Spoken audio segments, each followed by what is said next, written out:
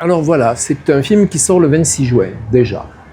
C'est un film d'animation qui s'appelle Rock Bottom et qui parle de l'histoire d'amour de Robert White et sa chérie qui s'appelait Alif. Alors ça se passe au début des années 70, c'est dire que nous sommes complètement dans la mode hippie. Ce que j'ai trouvé de très beau dans ce film, c'est son côté psychédélique. On dirait que la réalisatrice qui est espagnole,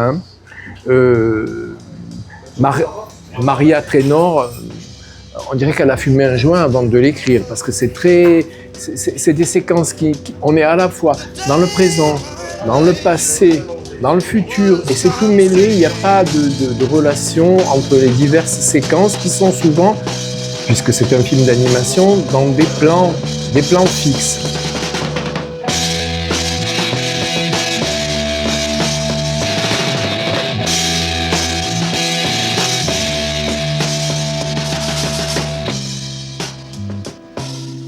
Alors, cette histoire d'amour, évidemment, comme toutes les histoires d'amour, est une histoire difficile.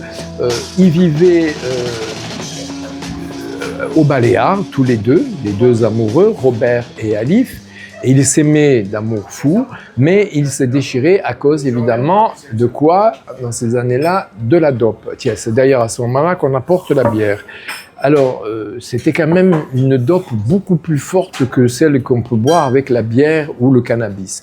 Donc, ils étaient complètement shootés, en fait. Et lui ne supportait pas cette situation, il la quitte.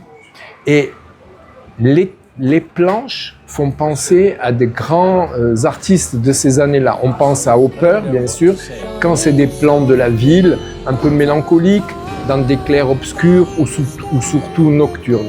Mais on pense aussi à celui qui peignait les Rolling Stones à l'époque.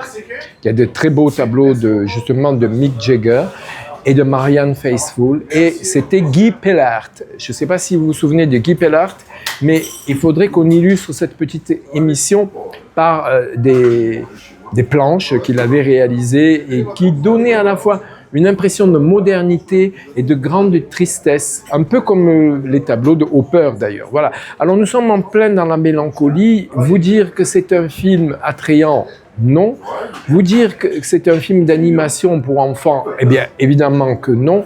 Donc c'est un film d'animation pour adultes, mais avec en plus de la très très bonne musique, c'est la musique de Robert White évidemment, et des extraits qui sont chantés in extenso, dont notamment le célèbre passage où il est à bout de souffle, il n'a plus d'inspiration, et il va inventer une nouvelle chanson en hommage à son amoureuse qui vient, par un concours de circonstances, de le retrouver.